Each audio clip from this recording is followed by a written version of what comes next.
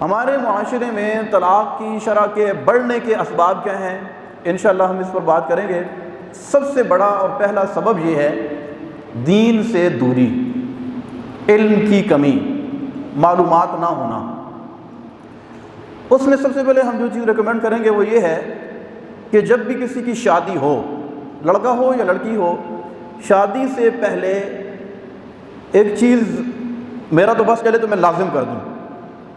ورنہ کم از کم میرے تمام سننے والوں سے یہ گزارش ہے کہ جس کے بیٹے کی شادی ہو، بیٹی کی شادی ہو، تو شادی سے پہلے انہیں سورۃ النساء اور سورۃ الاحزاب کا ترجمہ تفسیر بالتفصیل انہیں پڑھائیں۔ سورۃ النساء کے اندر، سورۃ الاحزاب کے اندر، اس کے پڑھنے کے بعد ہمیں پتہ چلے گا کہ اللہ تبارک و تعالیٰ کے ہاں اس رشتے کی اہمیت کتنی زیادہ ہے، اور کس انداز سے ہمارا رب اور ہمارے نبی پاک صلی اللہ علیہ وسلم چاہتے ہیں کہ ہمارے گھر بس جائیں، اور ایسے زبردست اصول ان کے اندر بیان کیے گئے ہیں کہ اگر کوئی صحیح معنوں میں اس کو سٹڈی کرے،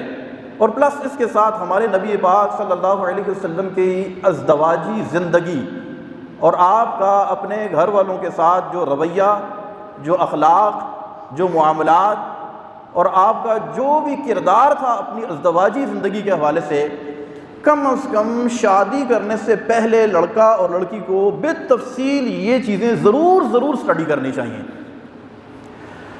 ہمارے ہاں طلاق کی سب سے بڑی وجہ یہ ہے کہ ہم نے اپنے دین کو نہیں پڑھا ہوتا۔